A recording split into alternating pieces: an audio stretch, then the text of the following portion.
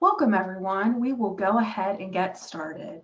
Welcome to this live webinar in the PDE Accelerated Learning Series for administrators. In this session, we will talk about how to design a system of scaffolded supports. This is the overview session of how to provide comprehensive scaffolded supports.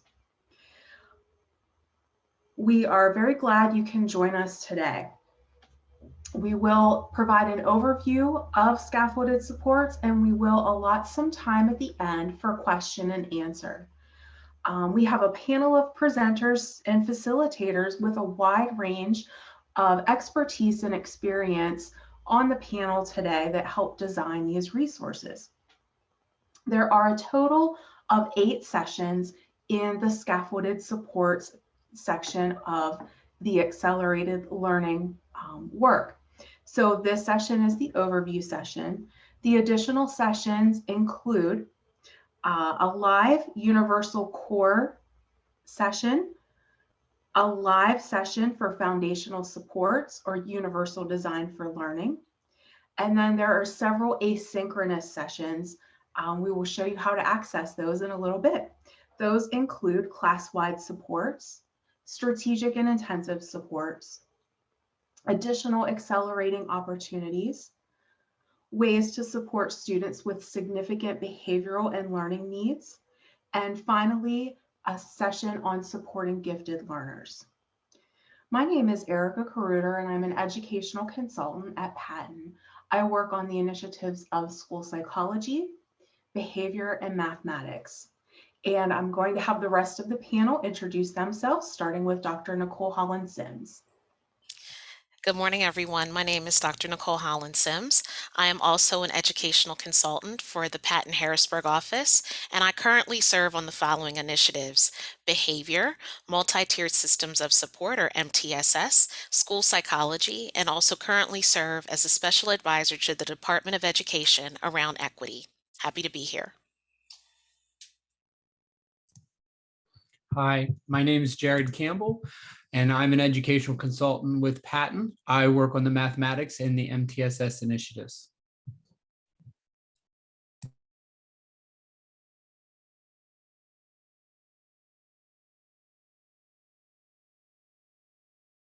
Francine, you're muted. I am sorry. Hello, my name is Francine Dudrasak. I'm a Patton educational consultant, and I work on the MTSS English Learner Initiative, the Equity, and SSIP. Good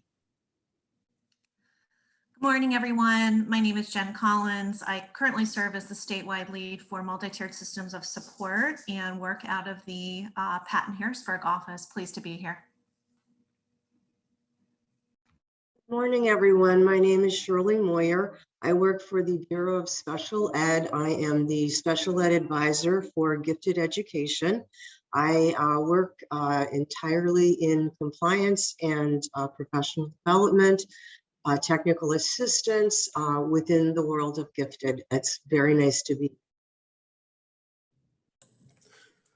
Hey, what's up, y'all? My name's Gordon Hall. I am a technical assistance consultant working for Intermediate Unit 11, the Tuscarora Intermediate Unit. And my initiatives are school psych networking, MTSS, PBIS/behavior, and inclusive practices, and emotional support teacher networking. So yeah, I'm very excited to be chatting with y'all, and I'm turning it over to Megan. Good morning, everyone. My name is Megan Horsch. I'm a TAC consultant at Appalachia IU8. I sit in on the MTSS academic and behavior initiatives here. Glad to be with you all this morning.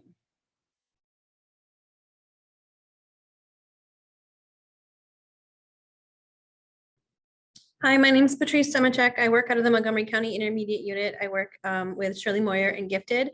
She does a lot of all of the compliance, and myself, along with my colleague Amy Davis, do best practices. Good morning. I am Karen Deary, and I'm an educational consultant with Patton in the Harrisburg office. I am currently on special assignment to PDE, working with the school improvement system, and I also work on projects in the literacy initiative and the behavior initiative. I'm so happy to be here. Okay, so thank you. So this is our team this morning. We will be happy to take some questions toward the end. So let's get started. Thanks again so much for being here to join designing a system of scaffolded supports in the Accelerated Learning series.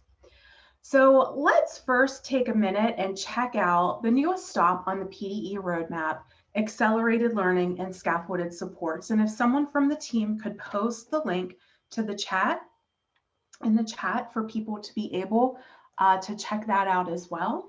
So you can see here on the PDE roadmap, there is a new stop, Accelerated Learning through an Integrated System of Support.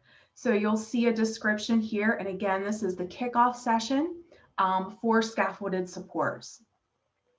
So as we talk about designing a system of scaffolded supports, you can refer back here. In the resources, I'll talk in a minute, but this is where you can find different resources to assist you in planning out scaffolded supports. And as we highlight each of the different offerings in scaffolded supports, you can click here. And this is where you will find the asynchronous webinars. So some of our webinars were pre-recorded and they have been launched today for you. And we will highlight those as we go through our session. So again, if you haven't seen these, there is a toolkit for you as an administrator to help you through not just scaffolded supports, but the entire series. Additionally, there is a planning template to assist you. You can see here to assist you with your action planning as far as installing, implementing scaffolded supports. So those tools are available for you on the roadmap. Okay, so let's continue.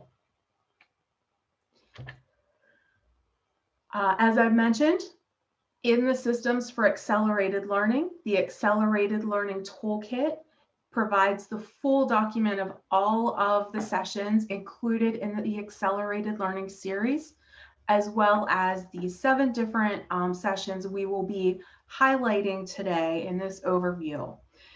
Additionally, as we talk about some of those resources in our session, those are all hyperlinked and built into that toolkit for you, so you can follow along with that. And those planning templates, there's an executive summary and a full version. Those can be helpful to you as a school leader as you go through and plan out your system for scaffolded supports. So, designing a system of scaffolded supports. The 2021-2022 school year promises to be an opportunity to accelerate learning for all Pennsylvania students when considering the roles of educators, families, and communities, using frameworks which support the delivery of academic, behavioral, and social-emotional instruction through an accelerated lens cannot be understated. Students will be embarking on a school year fresh from an unprecedented educational experience. At the foundational core, using effective universal practices for all students ensures equity and inclusion through a multi-leveled approach. Data will really help shape the narrative of determining the provision of universal, strategic, and intensive services to ensure students are provided with access as well as an opportunity to thrive in their educational programming.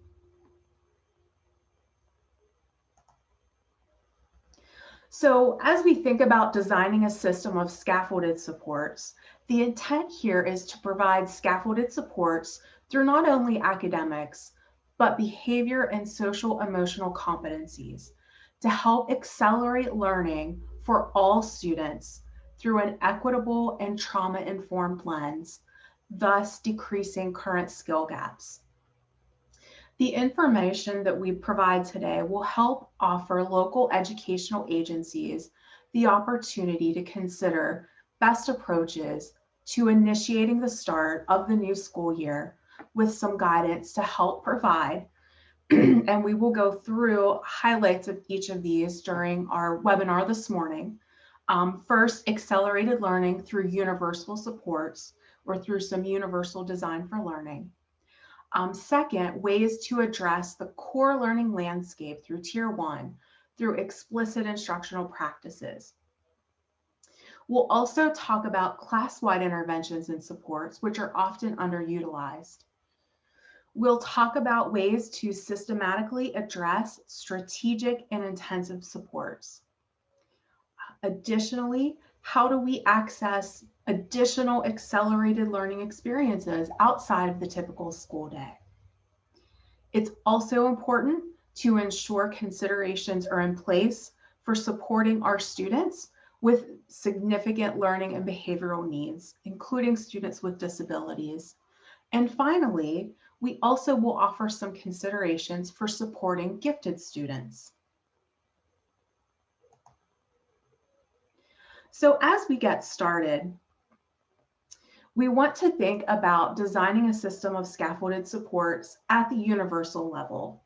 So when we think about explicit instruction at the universal level, that helps to set conditions and foundations for establishing foundational knowledge. The primary goal of instruction is to increase not only the amount of student learning, but also the quality of student learning by systematically developing important background information and knowledge and explicitly applying it and then linking it to new knowledge.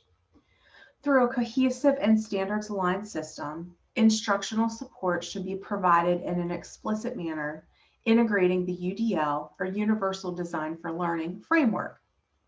These supports can be provided within core instruction, for example, class-wide intervention, as a tiered support through strategic and intensive interventions or supports, or even outside of the typical school day through additional acceleration processes, which might include tutoring opportunities.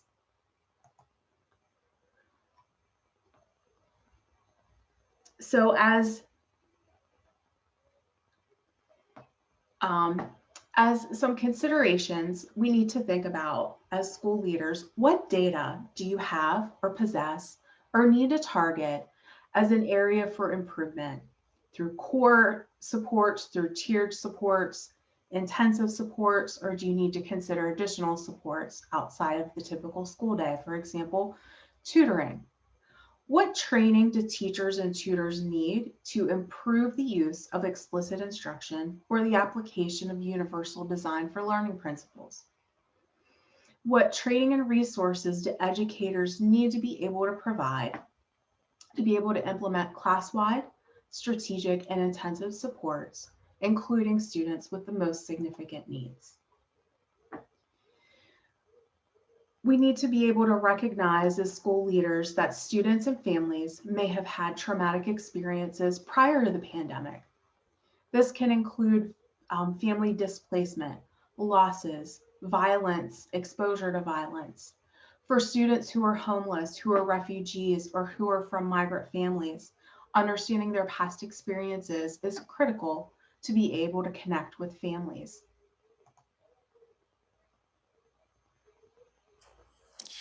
Thanks, Erica. And now as we move on into some of those foundational practices, we want to talk about what are some key components of accelerated learning through the provision of those high impact foundational supports. Here are some considerations for us.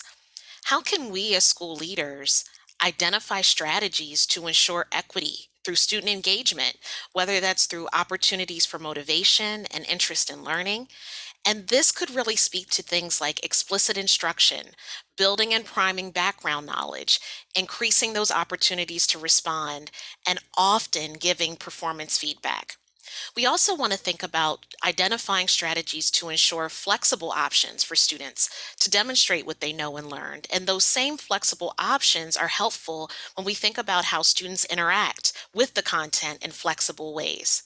We want to develop processes for creating universally designed lessons that foster, ideally, safe or brave places to fail, to learn, and to grow.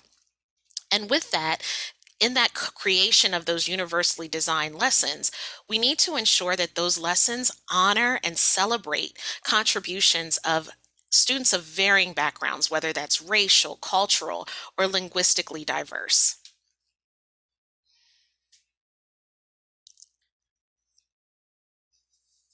As we move on, we want to think about providing conditions that afford English learners or multilingual learners access to high quality instruction that's essentially grounded in an understanding of their diverse assets and strengths. It cannot be understated how important our language is when we describe students. And so we always want to approach this from an asset-based perspective.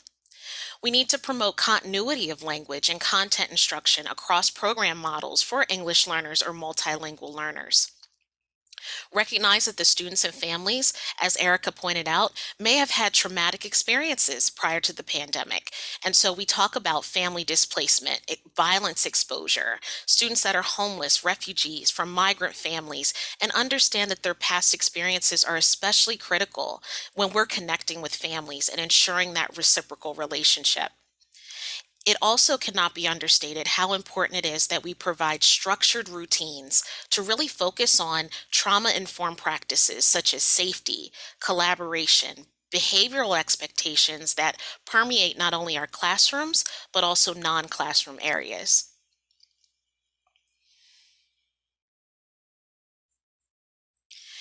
As I start to round out this section, it's also important that as we consider those structured routines around safety, collaboration, and behavioral expectations, that we have to consider the following to assist students that are returning to school, as these considerations benefit all students. But in particular, those students who have had a traumatic experience or have experienced trauma. We need to focus on predictability. So that consistent approach, knowing what's happening, being aware of the system and the structure is highly important. Having very clear, again, consistent and very positive behavioral expectations. Instead of saying do not, we often come at it from a perspective of what should I be doing? So be respectful, be responsible, etc. We need to make sure that when we think about those behavioral expectations that we're reviewing, teaching, and also reinforcing them. We're modeling appropriate language, and we're using explicit instruction and reinforcement of those social emotional skills. So for example, how to engage in relationships, how do we engage in conflict resolution? Do we know how to do social problem solving? And how do we essentially cope? We've all been through a very traumatic experience with the pandemic. How do we ensure that we're also learning and approaching these skills in the same way for ourselves? And then operate from a continuum of procedures that really encourage positive behaviors and what we want to see in our classrooms. To kind of round this out, we want to say that the accelerated learning through foundational supports with an emphasis on that universal design for learning that I spoke about earlier will be offered live on May 11th from 11:30 to 1 p.m.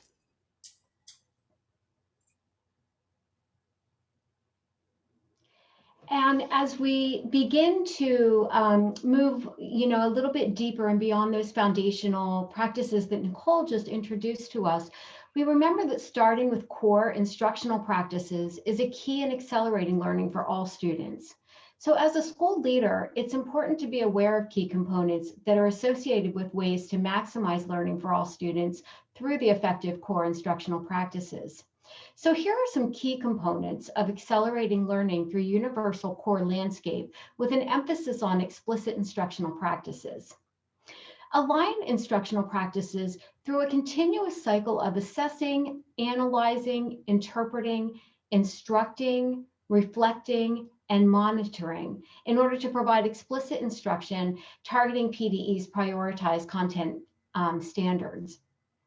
And then identify essential components of explicit instruction in lessons. And these could be things such as providing multiple opportunities to respond, giving purposeful practice opportunities, embedding examples and non-examples, and some things that Nicole mentioned as well, priming and activating that background knowledge as well as others. And then we want to ensure that lesson delivery infuses the features of explicit instruction, such as an I do, we do, you do process, into all daily instruction, which includes our academic instruction, our instruction of behavior, and those social emotional competencies as well. So to hear more about this, the Accelerating Learning Through Universal Core Landscape with an emphasis on explicit instruction will offer a live webinar on May 13th from 11:30 until 1.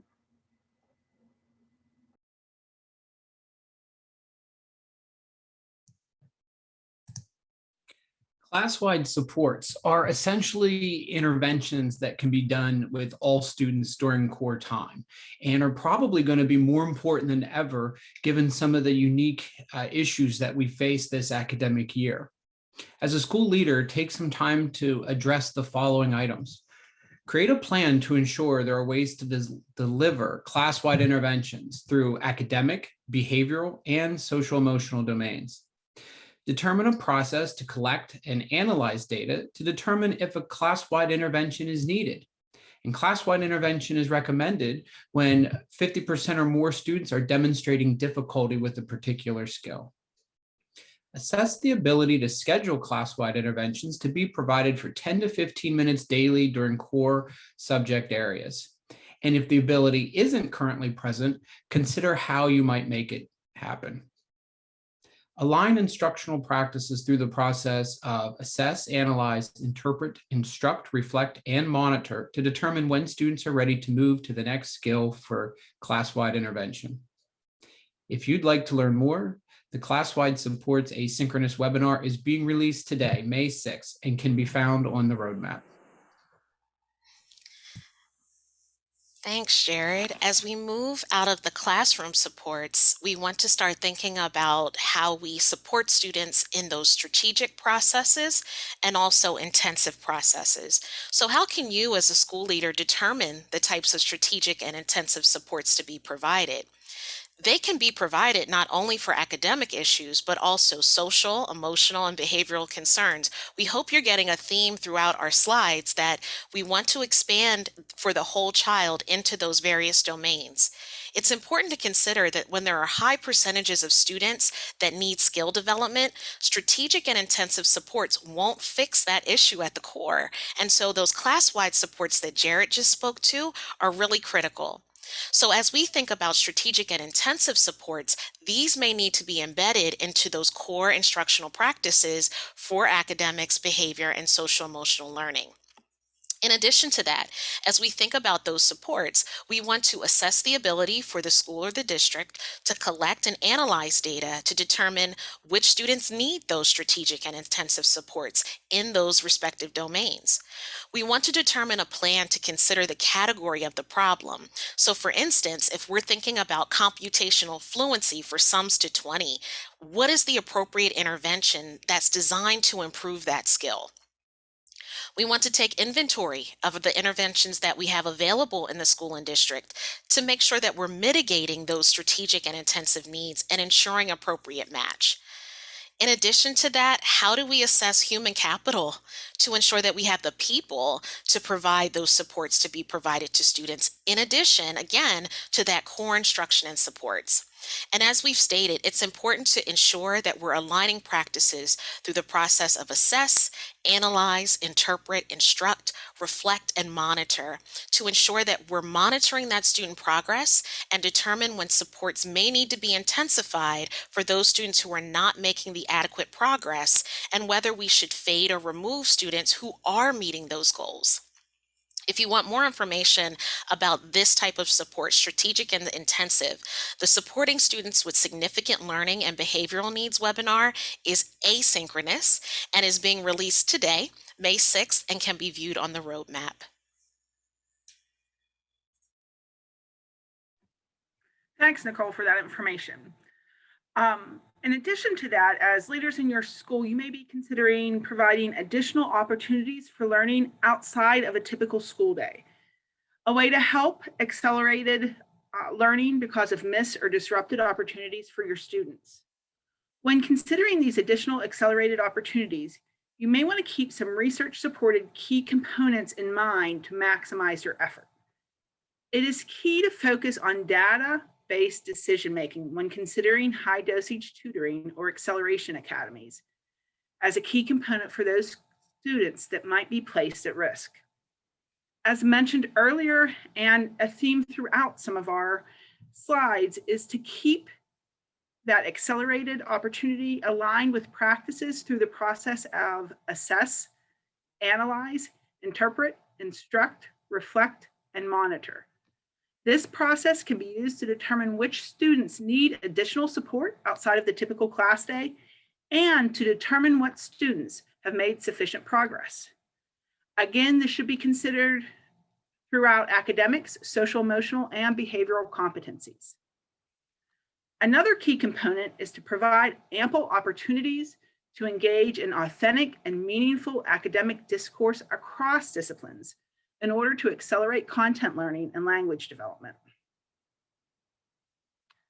Another key component is engaging in ongoing assessment of English learners' language development and mastery of content. You should plan how to support infrastructure for professional collaboration that centers English learners. When you're looking at additional accelerated opportunities, you want to identify current staff, substitutes, or recent retirees that can provide those opportunities. You may also want to explore external partnerships with local universities, colleges, or other community partnerships to identify staff who can provide additional scaffolded support throughout the school or during breaks. If you would like additional information on additional accelerated opportunities, they will be released asynchronously today, May 6th, and are available on the roadmap. All right, y'all, we're going to be talking about supporting students with significant learning and behavioral needs. So as a school leader, this is a critical task that will require your attention, but also a team approach. You're going to need a lot of individuals with a lot of expertise in order to address the needs of learners who have significant learning and behavioral needs. So typically, we're talking about individuals who receive special education services that include emotional support, autistic support, life skills support, multiple disability support, other related services, and engaging with a student's IEP team is going to be essential for this task. So this means that we're going to be thinking about effectively planning students' needs for their success and for them to have access to a free and appropriate public education. So when we support students with significant learning and behavioral needs, we want to think about these key components. And again, like has been said before, that theme of what's the data that we need? Do we already have it? Do we need to get it? What's the decision-making process that we're going to use when we analyze that data? And then how do we actually go about taking our resources and figuring out what those are and applying that to the solution that we have? That's the theme here. So when we apply that format to addressing students who have significant learning and behavioral needs, we're talking about determining the data that we need to collect and analyze for specific supports for students to prioritize target skills for each student, selecting interventions that are designed to establish and or improve those skills that have good evidence based around them. Then determining how our school will engage in database decision-making processes and adjusting instruction to meet those specific student needs. How is that going to happen? And then lastly, the current instructional schedule, like what are we thinking about for the core content and programs, determining what other times during the school day or outside of the school day that you might be able to provide targeted instruction for remediation or accelerated learning opportunities. So then kind of moving on to the idea of, oh, there we go, perfect. Do we have a plan for professional development, training, technical support opportunities, and resources to support remediation and meaningful outcomes? So once we have an idea of what those, what data we have, what intervention we need, do our staff have the skills they need in order to be able to apply those interventions? And then how do we think through the antecedent strategies such as motivation, reinforcement, and effective teaching practices to increase student cooperation and participation in active learning? So if you want to learn more about that, the Supporting Students with Significant Learning and Behavioral Needs webinar is asynchronous and is being released today. Get it today, May 6th, 2021, and can be viewed on the roadmap.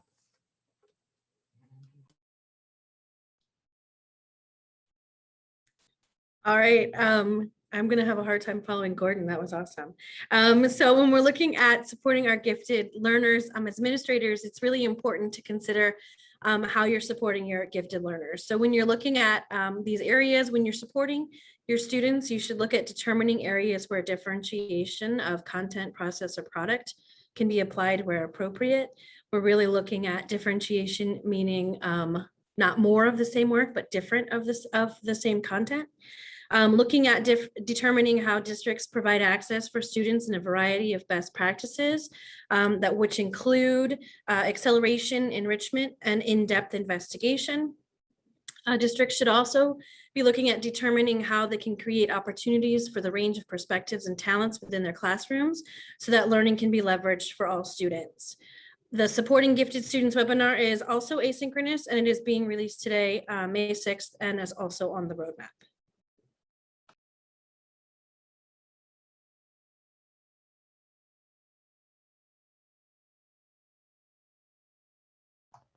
Okay, so thank you to all of our team members for providing those great overviews of the different modules that you can find in Scaffolded Supports.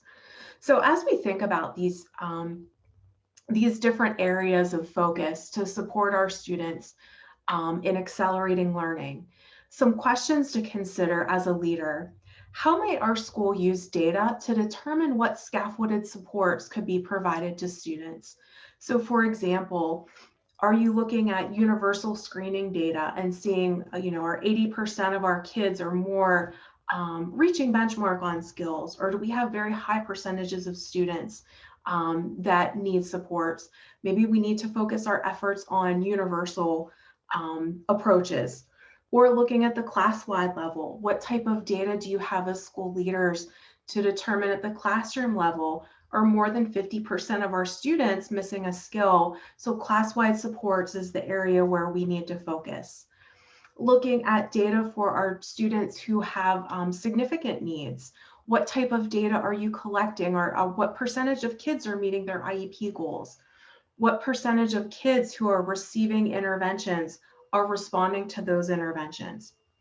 So there are all kinds of different data sources that you can utilize to start to determine what scaffolded supports could most effectively benefit and meet the needs of your students. Additionally, think about how will your school engage in the assess? How are we assessing? Analyze, how are we analyzing the data? What does the data mean? How are we interpreting that? How are we going to instruct based upon that? Reflect based upon our progress? And finally, monitor. How will we engage in that process to determine how students respond to scaffolded supports provided? So we're often very used to looking at universal data, but you can also look at data for students receiving tiered supports, at strategic and intensive supports. So if there are 50 students receiving strategic supports, it's also important to determine what percentage of those students are responding to the strategic supports being provided. Same for intensive supports. We want to make sure that a high percentage of students are responding to those supports provided. So just some questions to consider as a school leader when we think about data and think about the process.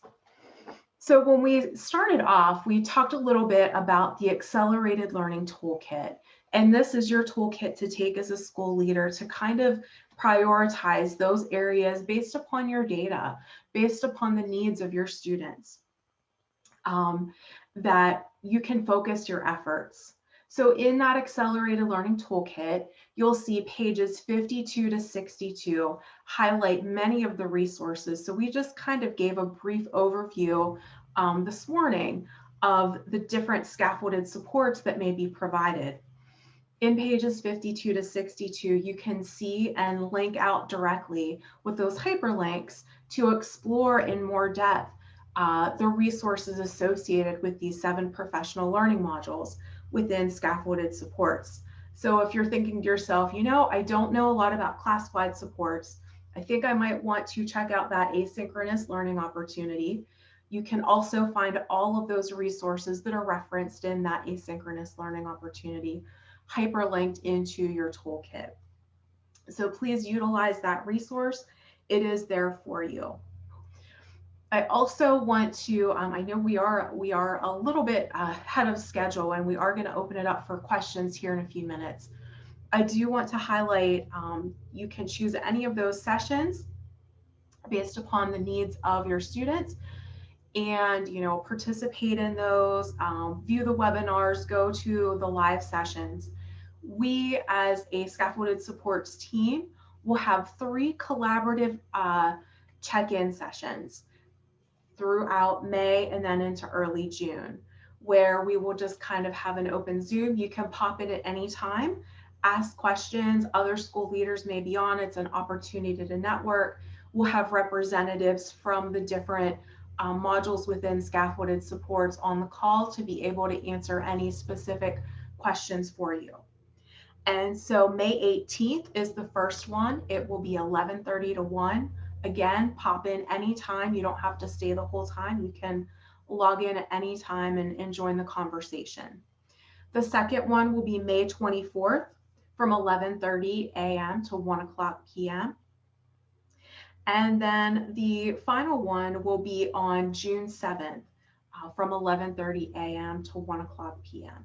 So again, feel free to jump in at any time on any of those 3 dates for the collaborative check-in sessions. So we're going to take a few minutes and see if there are any questions popping in. Please feel free. You should be able to use the Q&A feature. And if panelists could turn on their cameras.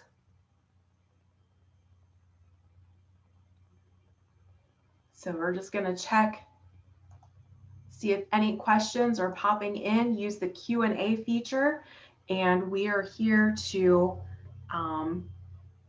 take any questions that pop in from the group.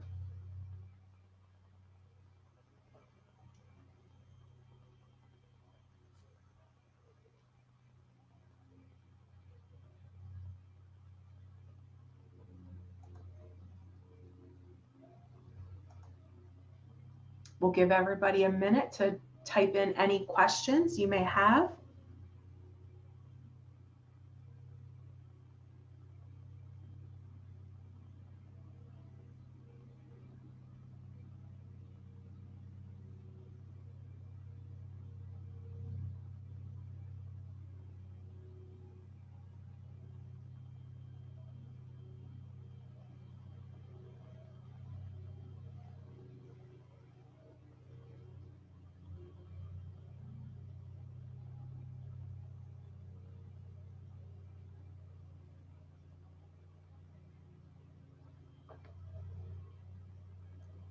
Erica, there are no questions at this time. Okay. So leave it to you to decide whether to move on or not. Okay. So we'll just, we're going to be done a little bit early. I'm sure no one will be upset with that. I just want to share that please, as you work on looking at scaffolded supports for your students, your intermediate units are a great source of support. We are thankful for the intermediate unit partners on this work. Additionally, our team at Patton is here to help as well. So please feel free to reach out. We are all here to assist. We just want to thank everybody for all of their efforts in a very challenging past year and all that you do to support students. So with that, we will stick on for a few minutes. If there are any, please pop any questions in. And with that, if one of my teammates could pop in the links in the chat. Oh, wait, there's something in the Q&A. Yeah, Erica, David said he viewed 4 of the asynchronous webinars this morning, but could not find the supporting students with significant learning and behavior needs. Okay, thank you for that. We will check on that. It should be up there.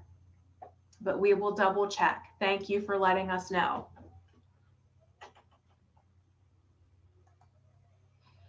Okay, so for your attendance today, you can either use the tiny URL link, and if one of my colleagues could post that in the chat using the Google form. The other thing you can do is access the attendance form by scanning the QR code. You should be able to see that on your screen, and we'll leave it up for a few minutes with your smartphone. Both links and the QR code go directly to the same form. And then the exit code for this session that you will need to enter in your form is 15789. So again, you can use the link directly to the Google form, or you can scan the QR code with your smartphone. And the exit code for this session is 15789. And our team will stick on a couple minutes. If there are any questions you want to pop in the Q&A, we will leave this code up and the links up for you for another minute or two. We want to thank you for joining us. Please feel free, after you have a chance to check out some of the webinars in more depth, to join one of the collaborative check-in sessions, May 18th, May 24th, or June 7th.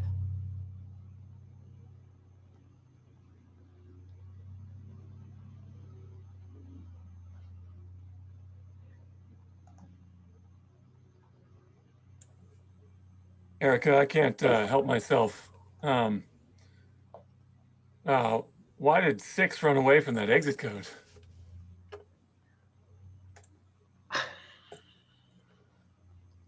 I don't know. It's 789.